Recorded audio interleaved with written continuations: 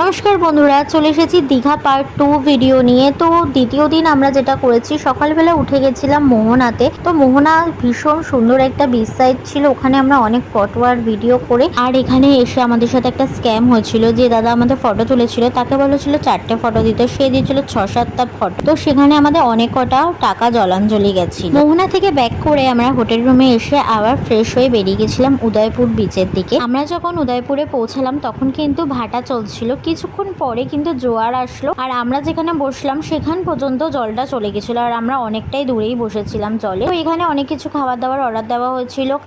কাঁকড়া ভাজা, যেটা মানে উদয়পুরের ফেমাস একটা জিনিস, আর এটা তো আমি অনেক ভিডিও দেখেছি ফেসবুকে কাঁকড়াটার।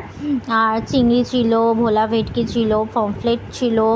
তো সমস্ত কিছু খাওয়া দাওয়ার পর আমাদের দুপুরবেলায় আর কিচ্ছু খেতে পারিনি। তারপর হোটেলে এসে আবারও একটু রেস্ট নিয়ে চলে গেছিলাম বিচের ধারে বসার জন্য, যেহেতু আজকে আমাদের লাস্ট ডে ছিল এখানে। তো এখানে ভালো সময় কিছু কাটিয়ে তারপরে আবার হোটেলে ফিরে যাবো। তো আজকে ভিডিওটা এটুখানি। তোমাদের ভালো লাগলে অবশ্যই like, comment, share, channel subscribe করে দিও। আর ফুল ভিডিও খুব তাড়াতাড়ি আছে। টাটা, দেখা হবে নেক্সট ভিডিওতে।